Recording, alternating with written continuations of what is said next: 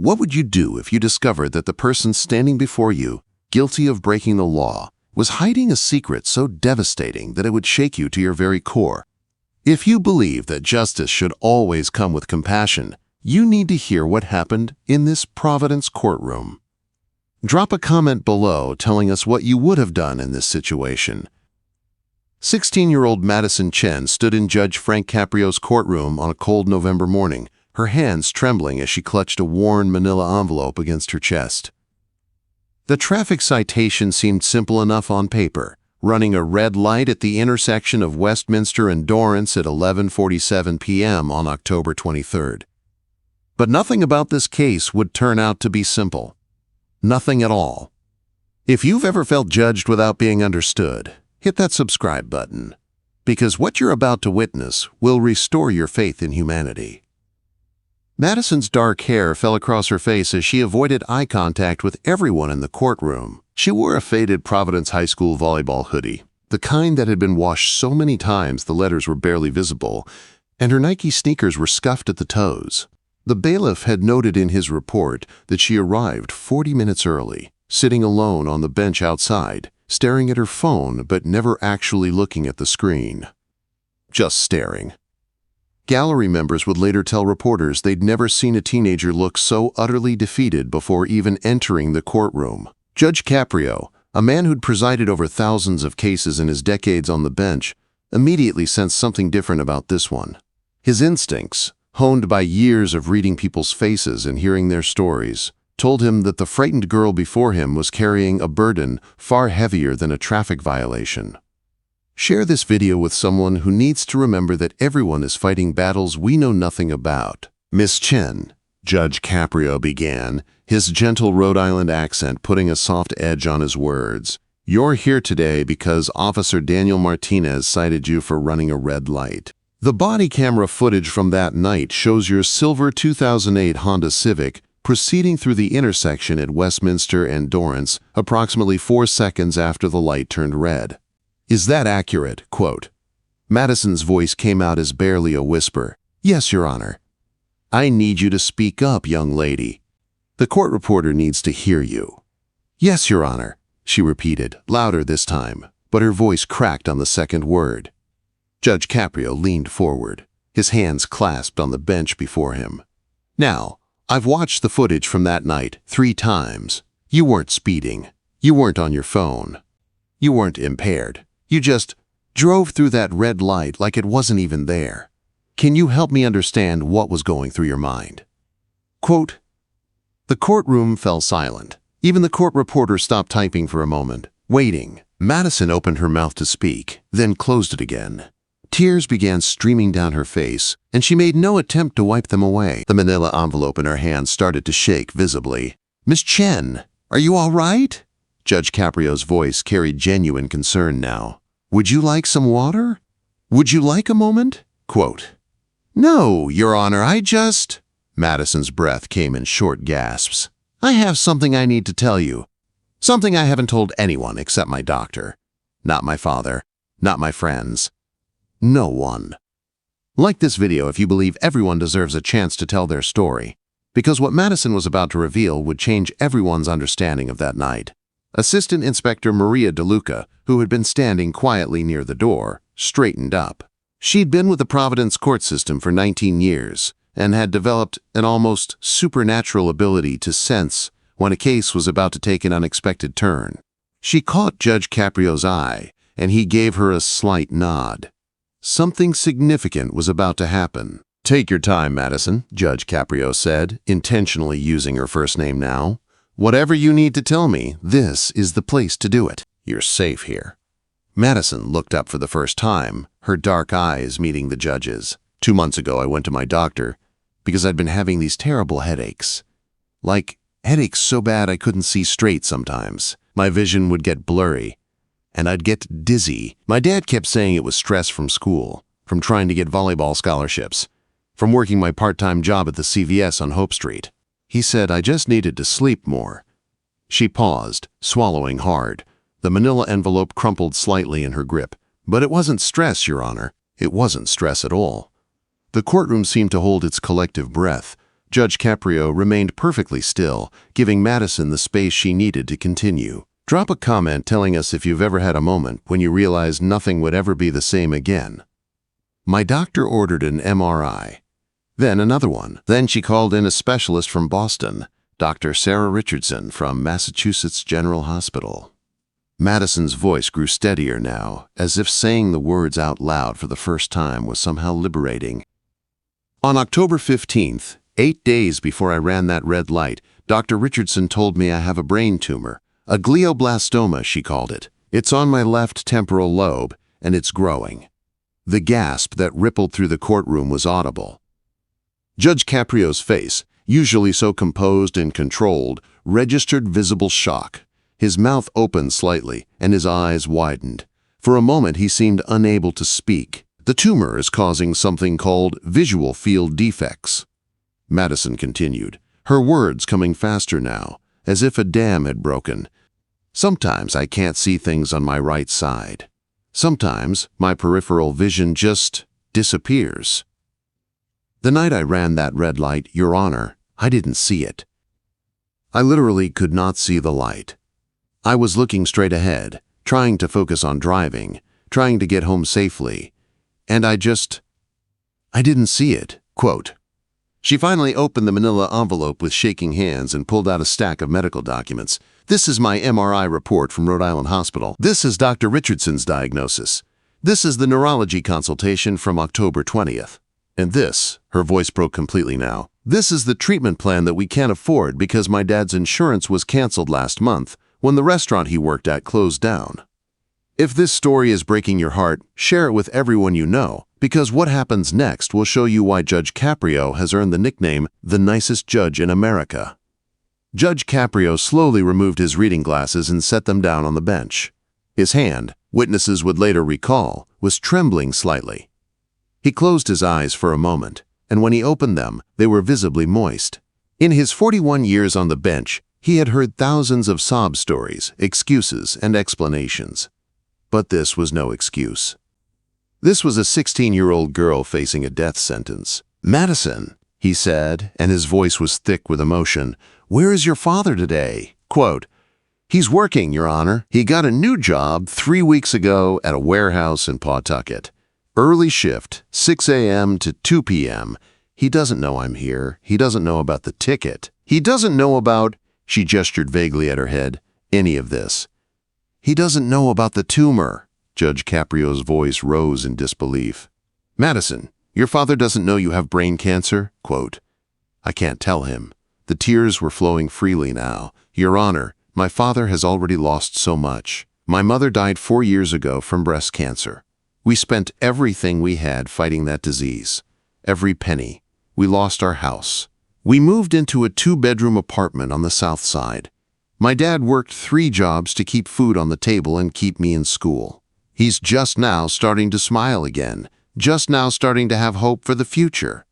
How can I tell him that he's going to have to watch another person he loves die from cancer? How can I do that to him? Quote, the courtroom was completely silent now except for the sound of Madison's crying. Several gallery members were openly weeping. Maria DeLuca had turned away, wiping her eyes. Even the court reporter had stopped typing and was reaching for a tissue. Judge Caprio stood up from the bench, something he rarely did during proceedings. He stepped down from the elevated platform and walked around to where Madison stood. Protocol said he should maintain judicial distance. Procedures said he should stay behind the bench. But Frank Caprio had never been a man to let rules get in the way of human compassion.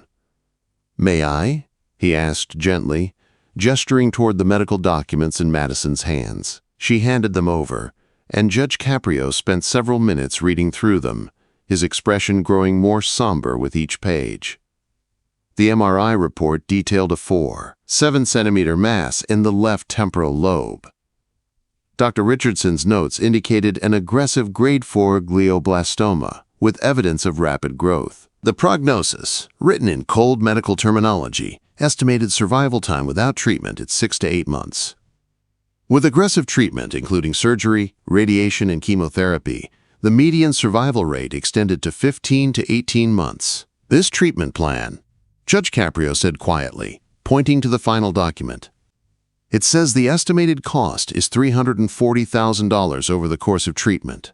And you have no insurance? Quote, "No, Your Honor. We applied for Medicaid, but there's some kind of delay with the paperwork.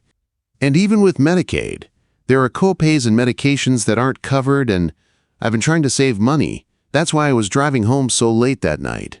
I picked up an extra shift at CVS, closing shift, because they pay an additional $1.50 per hour after 10 p.m. I was tired, and my head was hurting, and my vision was doing that thing where everything gets wavy on one side, but I just wanted to get home." Quote, hit that subscribe button if you believe that healthcare should never be something people have to choose between and financial ruin, because what Judge Caprio does next will shock you. Judge Caprio walked back to the bench, but he didn't sit down. He stood there, holding Madison's medical records, and you could see him processing everything he'd just learned. Finally, he looked at Officer Martinez, who had been standing silently in the back of the courtroom. "Officer Martinez, you were the citing officer that night. Can you approach the bench, please?" Quote, Officer Daniel Martinez, a 12-year veteran of the Providence Police Department, walked forward. He was a tall man, 43 years old, with graying temples and the kind of weathered face that comes from years of night shifts. He glanced at Madison as he passed her, and there was something in his expression that suggested he had no idea what he had stopped that night.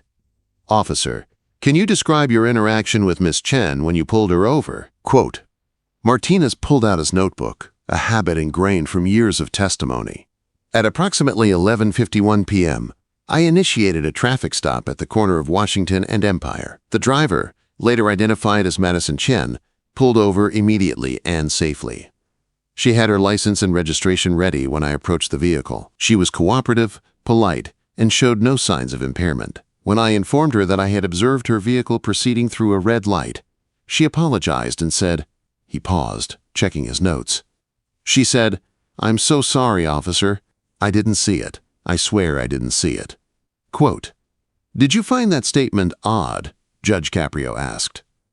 "At the time, I assumed she meant she wasn't paying attention, Your Honor. Looking back now, knowing what I know." Martinez glanced at Madison again, and his professional composure cracked slightly. "I wish I had asked more questions."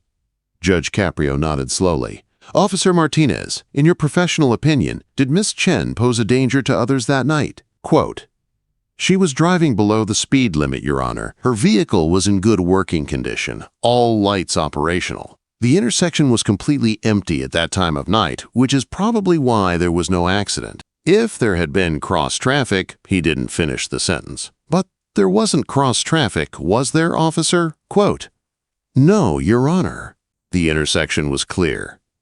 "And in your 12 years of experience, have you ever encountered a situation where a medical condition caused someone to miss a traffic signal?" Quote, Martinez nodded. "Yes, Your Honor. 3 years ago, I stopped an elderly gentleman who ran a stop sign. Turned out he'd had a minor stroke while driving and had partial vision loss. We got him medical attention, and his license was suspended until he was cleared by a doctor. Drop a comment telling us if you think driving with a medical condition should be treated the same as reckless driving, because the answer isn't as simple as you might think." Judge Caprio set the medical documents down carefully and returned to his seat behind the bench. He looked at Madison for a long moment, and everyone in the courtroom could see the internal struggle playing out on his face. This was a man who had spent his entire career balancing justice with mercy, law with compassion, but never had the scales been weighted with something so heavy as this. "Madison," he began, and had to clear his throat. "Madison, I need to address 2 separate issues here today. The first is the traffic citation. The second is your health crisis. Let me start with the traffic citation." Madison nodded, wiping her face with the sleeve of her hoodie. "Under normal circumstances, running a red light is a serious violation. It carries a fine of $85 and 2 points on your license. However, the law also provides for circumstances where a violation occurs due to a medical emergency or condition. Rhode Island General Law 31-41. 1-4 states that traffic violations committed as a result of a sudden medical emergency may be dismissed if proper documentation is provided." He picked up Madison's medical records again. "Miss Chen, These documents clearly establish that you are suffering from a serious medical condition that directly impacts your vision and your ability to safely operate a motor vehicle. I am not just going to dismiss this citation. I am going to expunge it from the record entirely, as if it never happened. There will be no fine, no points on your license, no mark on your driving record. A murmur of approval rippled through the gallery, but Judge Caprio held up his hand. However, I cannot in good conscience let you leave this courtroom without addressing the second issue. Madison, you cannot drive anymore. Not until you've received treatment and been medically cleared by a neurologist. I know that's not what you want to hear, especially given that your job at CVS depends on your ability to get there, but I have to think about your safety and the safety of everyone else on the road. Madison's face crumpled. Your Honor, I understand, but I need that job. My dad can't know why I suddenly can't drive. He'll ask questions and I'll have to tell him, and I can't. Madison, your father needs to know. Judge Caprio's voice was gentle but firm. He's your parent. He has a right to know that his daughter is fighting for her life. And more than that, you need him. You cannot go through this alone. But, Your Honor, it'll destroy him. Share this with anyone who has ever tried to protect someone they love by keeping a devastating secret. Because what Judge Caprio says next cuts right to the heart of why secrets like this do more harm than good. Judge Caprio walked down from the bench again and stood directly in front of Madison. Let me tell you something about fathers, Madison. I'm a father. I have 5 children.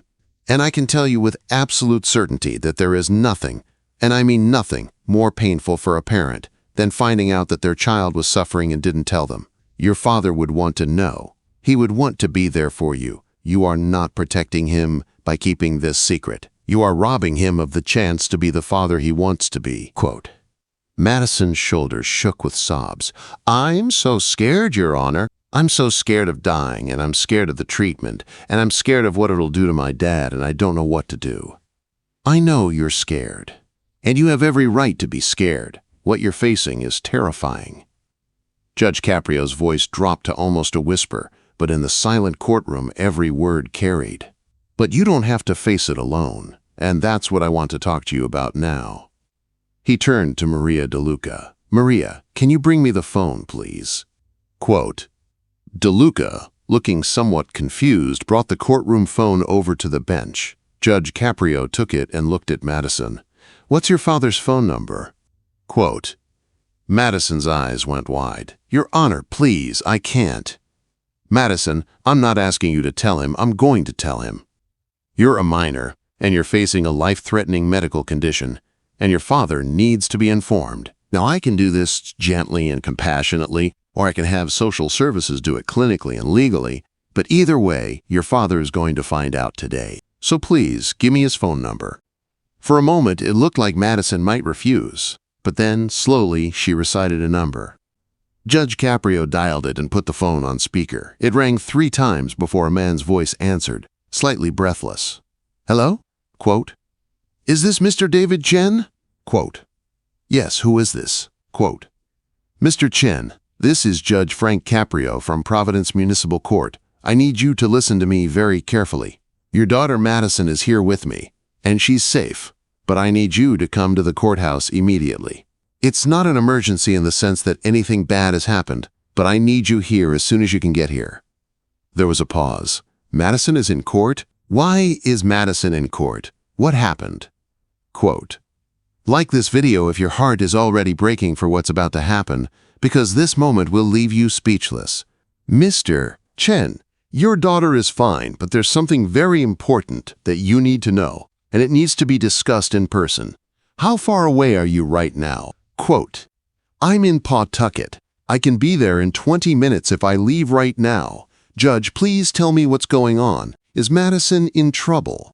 Quote, Judge Caprio looked at Madison, who was shaking her head frantically, mouthing the word, please, over and over. Mr. Chen, your daughter is not in trouble, but she needs you. Can you get here? Quote, I'm leaving right now. I'll be there in 15 minutes. The line went dead. Judge Caprio set the phone down and looked at Madison, who had sunk into a chair, her face buried in her hands. Madison, I know you're angry with me right now. I know you think I've betrayed your confidence, but in 10 years, when you're still alive and healthy, you're going to understand why I did this." The words hung in the air. When you're still alive and healthy. It was the first time anyone had spoken to Madison with any kind of certainty about her future, and something about the judge's confidence seemed to penetrate her despair. She looked up at him with red, swollen eyes. "Your Honor, what if I'm not alive and healthy in 10 years? What if all I've done is make my father watch me die?" Quote. Judge Caprio sat down in the chair next to her, another breach of protocol that no one in the courtroom seemed to notice or care about. "Madison, I've lived long enough to know that none of us are promised tomorrow. Your mother died from cancer 4 years ago. She didn't know when she woke up on that ordinary morning that it was the beginning of the end, did she?" Quote. Madison shook her head. "But I bet, if she had known, she would have wanted every single moment with you and your father. She would have wanted to fight with every breath in her body. And she would have wanted the people who loved her to be there with her, fighting alongside her, am I right?" Quote. "Yes," Madison whispered. "Then honor her memory by giving your father that same chance. Let him be there for you. Let him fight with you. You are not a burden, Madison. You are his daughter, and he loves you, and he has the right to stand beside you in this battle. Drop a comment telling us about a time when someone showed you compassion when you least expected it, because the comments section is about to be flooded with stories that will restore your faith in humanity." The courtroom waited in tense silence for the next 15 minutes. Judge Caprio suspended all other cases on the docket. No one complained. The gallery, which had been full of people waiting for their own cases to be called, sat quietly, invested now in Madison's story. Several people had their phones out, but not to check messages or scroll through social media. They were looking up information about glioblastomas, about treatment centers, about survival rates. A young woman in the third row, later identified as Jennifer Walsh, a nurse at Rhode Island Hospital, stood up and approached the bench. "Your Honor, I'm sorry to interrupt, but I work in oncology at Rhode Island Hospital. If Miss Chen would allow it, I'd like to give her some information about treatment programs and financial assistance options that might be available to her." Judge Caprio looked at Madison, who nodded. Jennifer Walsh came forward and sat down next to Madison, speaking quietly but urgently, writing down names and phone numbers on a piece of paper. Madison listened, occasionally wiping her eyes, occasionally nodding. Then the courtroom doors opened, and a man burst through them. David Chen was 52 years old, but he looked older, the kind of aging that comes from years of hard work and harder grief. He wore work boots and cargo pants and a gray zip-up sweatshirt with Patterson Logistics embroidered on the chest. His eyes scanned the courtroom frantically until they landed on Madison. "Madison!" He rushed forward, but stopped short when he saw Judge Caprio stand up. "Mr. Chen, thank you for coming so quickly. Please come in." David Chen approached slowly now, his eyes moving from his daughter to the judge and back again. "Madison, what's going on? Why are you in court?" Quote. Madison couldn't speak. She just looked at her father, and all the fear and pain and exhaustion of the past 2 months came crashing down on her. She started to cry, not the quiet tears from before, but deep, wrenching sobs that shook her entire body. David Chen immediately moved to her side, wrapping his arms around her. "Baby, what is it? What happened? Talk to me." Judge Caprio picked up Madison's medical records. "Mr. Chen, your daughter came before me today on a minor traffic citation. But during the course of the proceedings, she revealed something that I believe you need to know about. Madison has been keeping a secret from you because she was trying to protect you, but the time has come for you to know the truth." He handed the medical documents to David Chen, who took them with trembling hands. His eyes scanned the first page, then went back to the top and read more slowly. Judge Caprio watched as the man's face transformed from confusion to comprehension to absolute horror. "No." The word came out as barely a whisper. "No, this can't." "Madison, when? How long have you known?" Quote. Hit subscribe if you believe that no family should have to face cancer alone. Because what happens in this courtroom over the next few minutes will show you that sometimes justice is about more than just the law. Madison looked up at her father through her tears. "Since October 15th. Dad, I'm so sorry. I didn't know how to tell you. I couldn't tell you." Not after Mom, not after everything we've been through. I thought I could handle it on my own, I thought. David Chen wasn't listening anymore. He had Madison pulled tight against his chest, and he was making a sound that was somewhere between crying and keening, a sound of such profound pain that several people in the gallery had to look away. "My baby," he kept saying over and over. "My baby girl. Oh, God, not my baby." Judge Caprio gave them a moment, but only a moment. "Mr. Chen, I know this is devastating news, and I know you're in shock right now, but I need you to focus for a moment. Your daughter needs treatment immediately, and according to these documents, you currently have no health insurance. Is that correct?" Quote. David Chen looked up, his face streaked with tears. "The restaurant I worked at closed. My coverage ended. I just started a new job 3 weeks ago, but the insurance doesn't kick in until I've been there for 90 days. I've been trying to get us on Medicaid, but the paperwork is taking forever. And they keep saying there are problems with the application because I made too much money last year when I was still at the restaurant, and..." He trailed off, looking down at Madison. "How long? How long do you have?" Quote. "The doctor said 6 to 8 months without treatment," Madison said quietly. "Maybe 15 to 18 months with treatment." David Chen's face went pale. 18 months? That's all. Madison, you're 16 years old. You're supposed to have your whole life ahead of you. You're supposed to graduate high school and go to college and get married and have babies and..." He couldn't continue. Judge Caprio cleared his throat. "Mr. Chen, I want to be very clear with you about something. Those statistics, those timelines, they're based on averages. They don't account for individual circumstances, for the strength of the patient, for advances in treatment, for miracles. Your daughter is young and strong, and she has every reason to fight. But the treatment costs hundreds of thousands of dollars. I don't have that kind of money. I spent everything fighting my wife's cancer, and it still wasn't enough. I can't lose Madison too. I can't." David Chen's voice broke completely. "Judge, please, if there's anything you can do, any program or assistance or anything at all, please help us. I'll work 3 jobs again. I'll sell everything I own. I'll do anything." Quote. Share this video with everyone you know, because what Judge Caprio does next is why his courtroom has become a symbol of hope for millions of people around the world. Judge Caprio looked at Maria DeLuca. "Maria, I need you to make some phone calls. First, call Dr. Raymond Bello at Rhode Island Hospital. Tell him I'm sending him a patient who needs immediate consultation. Second, call Nancy Patterson at the Rhode Island Foundation. Third, call Father Murphy at St. Patrick's. And fourth, call the news desk at Channel 10. Tell them I want to speak with Jennifer McCaffrey directly." Maria DeLuca, who had been crying quietly throughout the entire exchange, nodded and pulled out her phone, stepping into the hallway to make the calls. Judge Caprio turned back to David and Madison Chen. "Here's what's going to happen. Dr. Raymond Bello is the head of neuro-oncology at Rhode Island Hospital, and he's one of the best in the country. I'm going to make sure Madison gets in to see him this week for a complete evaluation and to discuss treatment options.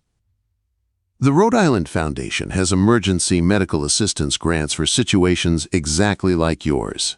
It's not going to cover everything, but it'll help. Father Murphy runs a medical assistance fund through St. Patrick's Church that's been helping families in crisis for 30 years. And Jennifer McCaffrey is a friend of mine who works in investigative journalism. She's helped me connect families with resources before." David Chen was shaking his head in disbelief. "Your Honor, I don't understand. Why would you do all this for us? You don't even know us." Judge Caprio smiled, and it was a sad smile, but a genuine one. "Mr. Chen, I've been on this bench for over 40 years. I've seen thousands of cases, heard thousands of stories. Most of them I forget within a week. But every once in a while, someone walks into this courtroom, and I know that I'm meant to help them. Your daughter walked in here this morning, carrying a burden that no 16-year-old should ever have to carry. She was trying to be brave and strong and selfless, and all she succeeded in doing was isolating herself from the one person who could help her most. You. Now, I can't cure her cancer. I can't wave a magic wand and make this nightmare go away. But I can make sure she gets the best possible chance at beating this thing, and I can make sure she doesn't have to do it alone. Quote. He paused, looking directly at Madison. And Madison, I want you to promise me something. I want you to promise me that you will fight this with everything you have. Not for me, not even for your father, but for yourself. You have value. Your life has meaning, and the world needs you in it. Do you understand me? Quote. Madison nodded, unable to speak. I need to hear you say it, Madison. I promise, she whispered. I promise I'll fight. Like this video if you believe that every person deserves to know they matter, because Madison was about to learn that she mattered to far more people than she ever imagined. Maria DeLuca came back into the courtroom, her phone still in her hand. Your Honor, Dr. Bello can see Madison tomorrow morning at 9 a.m. Nancy Patterson from the Rhode Island Foundation says she'll expedite the application process and have someone meet with the Chens this afternoon at 3 p.m. Father Murphy said to bring him all the medical bills and treatment estimates, and he'll see what the assistance fund can cover. And Jennifer McCaffrey is on her way here right now. She wants to interview the family and see if she can get a fundraising campaign started. Judge Caprio nodded. Thank you, Maria. Mr. Chen, Madison, you're going to be inundated with phone calls and appointments over the next few days. It's going to be overwhelming, but I want you to take it one step at a time. Tomorrow, you meet with Dr. Bello and get a clear picture of what Madison's treatment plan needs to be. This afternoon, you meet with the Rhode Island Foundation and start the paperwork for financial assistance. And when Jennifer gets here, you talk to her openly and honestly about your situation. Quote. He looked at Madison specifically. Madison, I know you're a private person. I know the last thing you want is for your story to become public. But there are people out there who want to help. There are people who have been where you are right now, who have fought this battle and won, and who want to support others going through the same thing. You have to let them in. Can you do that? Quote. Madison looked at her father, who squeezed her hand. We'll do it together, David Chen said. Everything from now on we do together. Yes, Your Honor, Madison said. I can do that. Judge Caprio smiled. Good. Now there's one more thing I need to address. Madison, you said you work at CVS on Hope Street, and you need that job. Mr. Chen, as her father, I'm asking you to make sure Madison doesn't work until she's received medical clearance. Her health has to come first. If money is tight, then we'll find another way. But Madison needs to focus on getting better, not on making $8 an hour at a part-time job. Agreed. Quote. David Chen nodded vigorously. Agreed, Your Honor. Madison, you're done working. You're done trying to take care of everything on your own. From now on, you let me be your father. Drop a comment telling us what you would say to Madison right now if you could, because sometimes the kindest words from strangers can make all the difference. The courtroom had been transformed from a place of judgment into a place of hope. Gallery members were openly crying, but they were also smiling. Officer Martinez had removed his hat and was wiping his eyes. Jennifer Walsh, the nurse from Rhode Island Hospital, had given Madison her personal cell phone number and made her promise to call if she had any questions about anything medical related. Judge Caprio dismissed the court for a 30-minute recess, something he almost never did in the middle of a morning session. But this wasn't a normal morning. The other defendants on the docket didn't complain.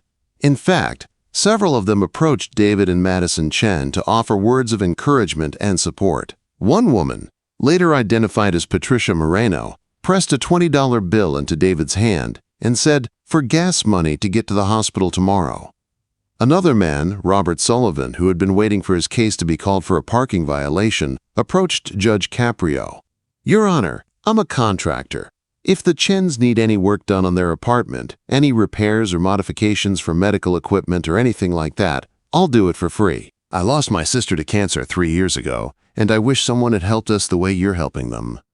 Judge Caprio took Robert Sullivan's contact information and passed it along to David Chen. Similar offers came from others in the gallery. A woman who owned a catering business offered to provide meals for the family during Madison's treatment. A taxi driver offered free transportation to medical appointments. A teacher from Providence High School promised to work with Madison's school to arrange home tutoring so she wouldn't fall behind in her classes. What started as one girl's desperate secret had transformed into a community coming together to support one of their own. Jennifer McCaffrey arrived 20 minutes later. a blonde woman in her mid-40s carrying a notebook and a camera. She sat down with David and Madison Chen in a private conference room adjacent to the courtroom and listened to their story. She asked questions gently but thoroughly, taking careful notes. At the end of the interview, she looked at Judge Caprio, who had joined them. "Frank, with your permission, I'd like to run this story tomorrow night. We'll include information about how people can donate to help with medical expenses. I'll also reach out to some of my contacts at Dana-Farber Cancer Institute in Boston and see if they have any experimental treatment programs that Madison might qualify for." Judge Caprio nodded. "Do it. But Jennifer, I want you to focus on Madison's strength and courage, not just on the tragedy of the situation. This is a girl who was working extra shifts at night to try to save money for her own medical treatment. This is a girl who kept her diagnosis secret because she didn't want her father to suffer. That's not a victim. That's a hero. If that doesn't inspire you to hit the subscribe button, nothing will, because Madison's story was only just beginning." The news story aired the following evening on Channel 10's 6 o'clock broadcast. Jennifer McCaffrey's report was 8 minutes long, an eternity in television news terms. It featured an interview with Madison and her father, footage of Judge Caprio's courtroom, and interviews with Dr. Bello from Rhode Island Hospital, explaining Madison's diagnosis and treatment options in layman's terms. The story ended with information about a GoFundMe campaign that had been set up to help cover Madison's medical expenses. Within 6 hours of the broadcast, the GoFundMe had raised $47,000. By the end of the week, it had reached $312,000. By the end of the month, it had exceeded $890,000. Donations came from all over the country, from people who had seen the story shared on social media, from cancer survivors who wanted to pay forward the help they had received, from families who had lost loved ones to brain cancer and wanted to help another family avoid that pain. But the money was only part of the story. The real story was what happened in the weeks and months that followed. Dr. Bello scheduled Madison for surgery on November 28th, just 1 week after her court appearance. The surgery lasted 9 hours. Dr. Bello and his team were able to remove 92% of the tumor, a better outcome than they had hoped for given the tumor's location. Madison spent 5 days in the ICU and another week in the regular hospital before being discharged home. She started radiation therapy on December 18th, 5 days a week for 6 weeks. The treatments were brutal. She lost her hair by the second week. She lost 15 pounds. She was constantly exhausted and nauseous. But she never missed a single session. Her father took family medical leave from his job and was with her for every single treatment. They would sit together in the radiation waiting room, David holding Madison's hand, both of them trying to be brave for each other. Share this video with anyone who's currently fighting cancer or supporting someone who is, because what happens next proves that hope is never lost. The community that had come together in Judge Caprio's courtroom stayed together. Jennifer Walsh, the nurse from Rhode Island Hospital, organized a schedule of volunteers to bring meals to the Chen family 3 times a week. Robert Sullivan, the contractor, installed handrails in their bathroom and shower to help Madison on days when the treatment left her weak and dizzy. Patricia Moreno, the woman who had given them $20 for gas, organized a prayer circle at her church that met every Wednesday evening to pray for Madison's healing. Judge Caprio checked in regularly. He would call David Chen's cell phone every Friday evening to ask how Madison was doing. Sometimes the calls were brief. Other times they would talk for an hour, David pouring out his fears and frustrations and hopes to the man who had become so much more than a judge to their family. On January 12th, Madison started chemotherapy. The chemo regimen was aggressive. Temozolomide daily for 5 days every 4 weeks, combined with other drugs to manage side effects. The first round hit her hard. She spent 3 days vomiting so violently that she had to be readmitted to the hospital for IV fluids. But she pushed through. When the second round came, she was better prepared. She had learned what foods she could tolerate, what medications helped with the nausea, what times of day were worst, and how to plan around them. Through it all, she wrote. Madison had always kept a journal, but after her diagnosis, her writing took on new intensity and purpose. She wrote about her fears, her pain, her hopes, her gratitude. She wrote about her father and how watching him be strong for her made her want to be stronger. She wrote about Judge Caprio and how a stranger's compassion had saved her life in more ways than one. She wrote about the community that had rallied around her family and how she had learned that accepting help wasn't weakness but wisdom. In March, 3 months after her surgery, Madison had her first follow-up MRI. The results were cautiously encouraging. There was no evidence of tumor recurrence, and the remaining 8% of tumor tissue that couldn't be safely removed showed no signs of growth.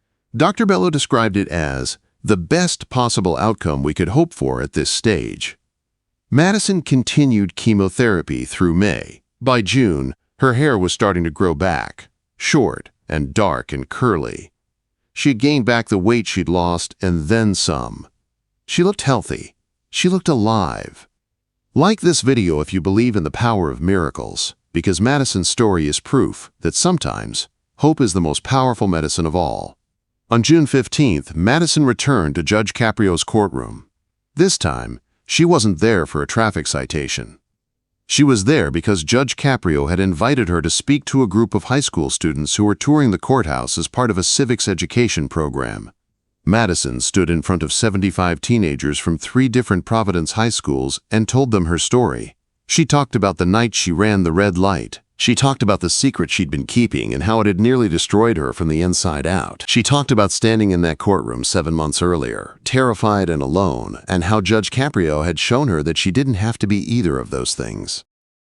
"I thought I was protecting my dad by not telling him about my diagnosis," Madison said, her voice clear and strong.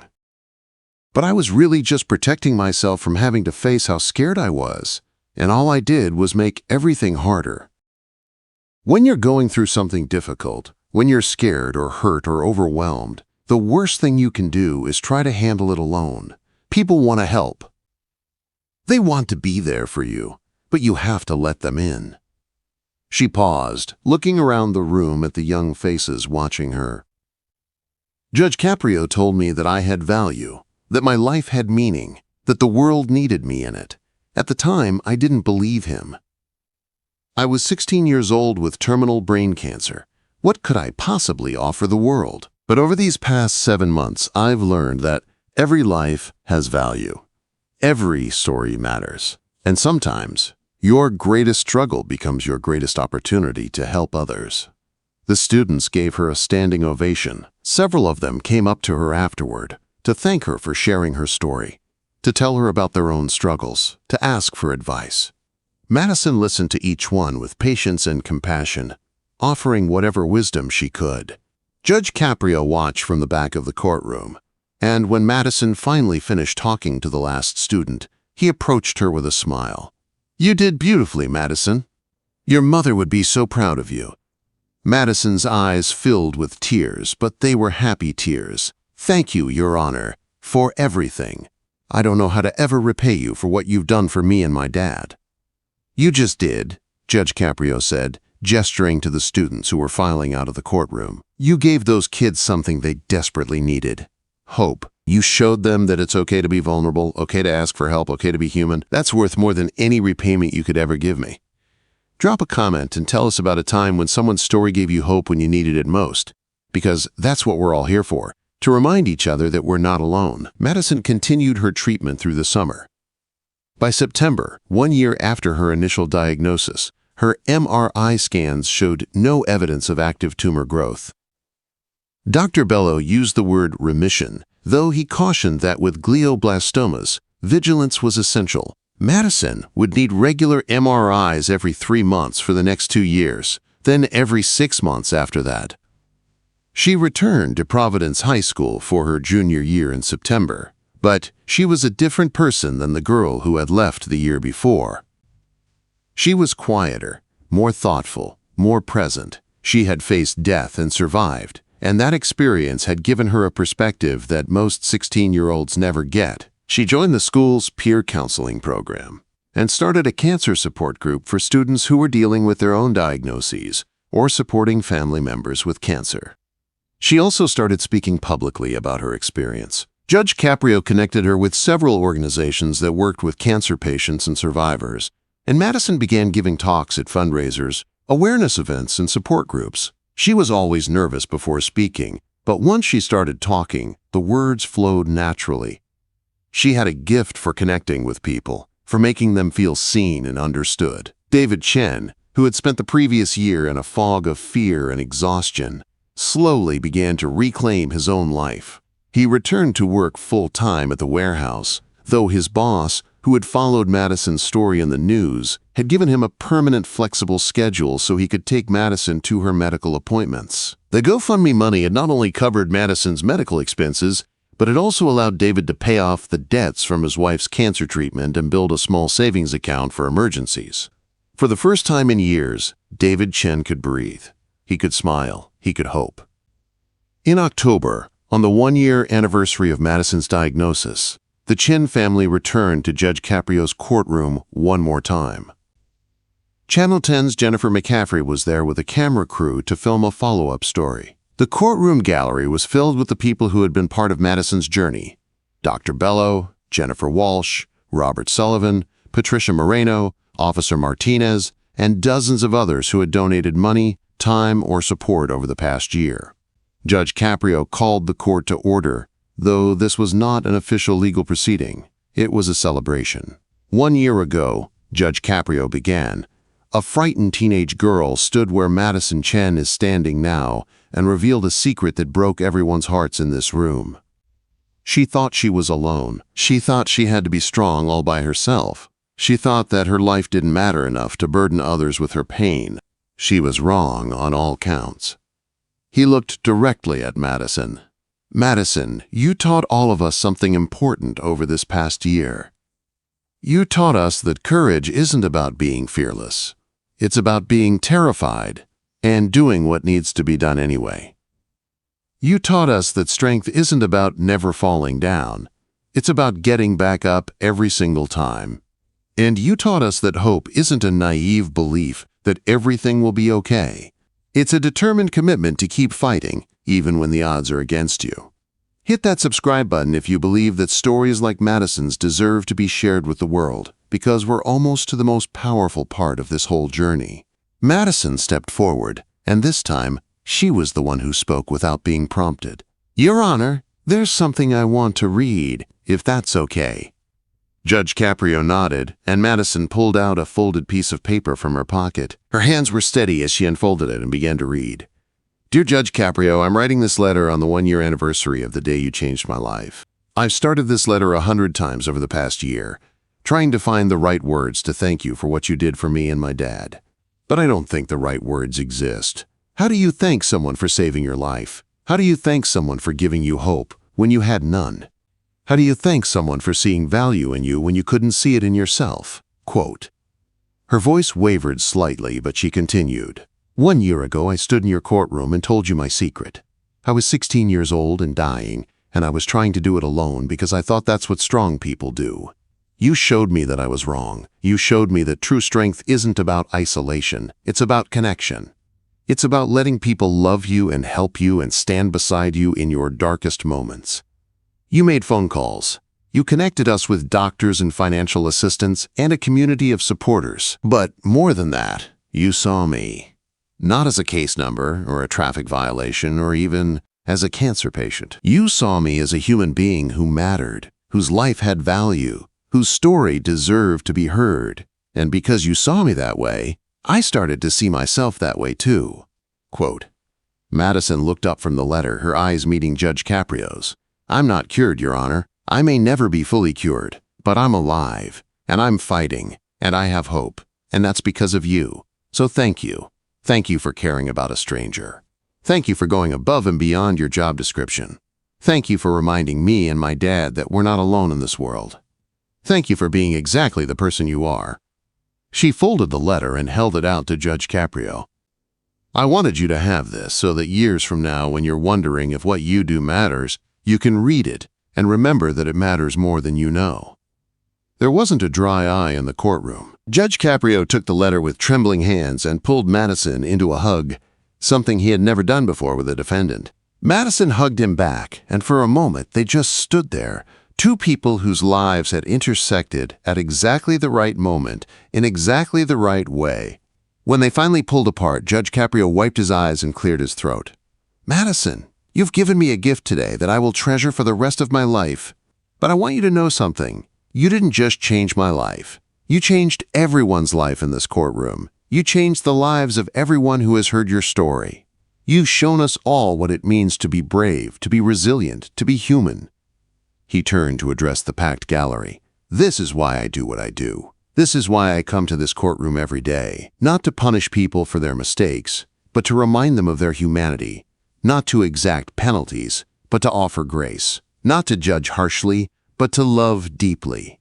Madison Chen reminded me of that truth, and I hope her story reminds all of you of it as well. Quote, "Share this video with every single person you know, because stories like this are what make us human, and we all need to be reminded of that sometimes." The follow-up news story aired that evening and was picked up by national media. Good Morning America did a segment on Madison and Judge Caprio. People magazine featured their story in a 6-page spread. Ellen DeGeneres invited them onto her show, where she surprised Madison with a $50,000 college scholarship. The story went viral on social media, with millions of views, shares, and comments. But for Madison and David Chen, the real impact wasn't in the media attention or the money or the recognition. It was in the ordinary moments that they got to share together. It was in David being able to watch Madison walk across the stage at her high school graduation 2 years later. It was in Madison's 18th birthday, which they celebrated with a small party attended by all the people who had been part of her journey. It was in the regular dinner conversations where they talked about Madison's college plans, her dreams for the future, her hopes and fears, and everything in between. It was in being a family again. 2 years after that day in the courtroom, Madison's MRI scans continued to show no evidence of tumor recurrence. She had beaten the 6 to 8 month prognosis. She had beaten the 15 to 18 month estimate. She was alive, and she was thriving. She enrolled at Brown University in the fall, majoring in social work with a minor in oncology patient advocacy. She wanted to work with cancer patients, to help them navigate the terrifying journey she had walked herself. She wanted to be for others what Judge Caprio had been for her, a beacon of hope in the darkest night. Judge Caprio attended her high school graduation, sitting in the audience with David Chen, both of them crying happy tears as Madison walked across the stage to receive her diploma. Later, at the small reception, Madison introduced Judge Caprio to her friends and teachers as the man who saved my life. Quote, Judge Caprio shook his head. "No, Madison, you saved your own life. You made the choice to fight. You made the choice to let people help you. You made the choice to turn your pain into purpose. I just made a few phone calls. You did the hard work." Madison smiled. "Then let's compromise. We saved each other. Because you saved my life, and I like to think that my story reminded you why your work matters. Deal." Quote, "Deal," Judge Caprio agreed. "Like this video if you believe that sometimes. The people we help end up helping us even more. Because that's the beautiful paradox of compassion." Today, 5 years after that November morning, when Madison Chen walked into Judge Caprio's courtroom with a terrible secret, she is 21 years old and cancer-free. Her scans have been clear for 3 years. Her hair has grown back, longer now than it ever was before. She graduated from Brown University with honors and is currently working at a cancer support center in Providence, counseling newly diagnosed patients and their families. She still keeps in touch with Judge Caprio, texting him photos of her MRI results every 3 months with the caption, "Still clear." He always responds with a heart emoji and the words, "Never doubted it for a second." She still speaks publicly about her experience, but now she also writes. Her memoir, titled The Secret I Kept, How a Traffic Ticket Saved My Life, was published last year and has sold over 200,000 copies. The proceeds go to a foundation she started called Madison's Hope, which provides financial assistance to families dealing with pediatric cancer. David Chen still works at the warehouse in Pawtucket, but he's been promoted to shift supervisor. He has health insurance now, good health insurance. He keeps a photo of Madison on his desk, taken at her college graduation, her smile wide and genuine and full of life. Next to it is a photo of his late wife, Madison's mother. Sometimes he looks at those two photos and thanks God for the gift of having loved two such extraordinary women. And Judge Caprio? He still presides over Providence Municipal Court, still treating every person who comes before him with dignity and respect, still looking for the humanity in every case. He has Madison's letter framed on the wall in his chambers, and he reads it whenever he has a difficult day, whenever he wonders if his work still matters, whenever he needs to remember why he chose this profession in the first place. The letter reminds him that sometimes justice isn't about punishment. Sometimes justice is about compassion. Sometimes justice is about looking at a frightened 16-year-old girl and seeing not a traffic violation but a human being in crisis who needs help. Sometimes justice is about making phone calls and connecting people with resources and reminding them that they're not alone. Sometimes justice is about love. Drop one final comment telling us what you'll take away from Madison's story, because every person who hears this story will be changed by it in some small way, and that's how we change the world. One story, one person, one act of compassion at a time. Madison Chen's story is a reminder that we never truly know what battles the people around us are fighting. The teenager at the grocery store who seems distracted might be dealing with a family crisis. The coworker who's been missing deadlines might be caring for a sick parent. The student who's failing classes might be facing challenges we can't imagine. We are all walking around carrying invisible burdens, and the least we can do for each other is approach every interaction with kindness and grace. Madison's story is also a reminder that secrets, especially devastating secrets, are rarely as protective as we think they are. Madison kept her diagnosis secret to protect her father from pain, but all she did was rob him of the chance to support her when she needed him most. Secrets isolate us. Truth, even terrible truth, connects us, and in that connection we find the strength to face whatever comes. Finally, Madison's story is a reminder that one person really can make a difference. Judge Caprio could have simply dismissed the traffic citation and moved on to the next case. He could have followed protocol and kept professional distance.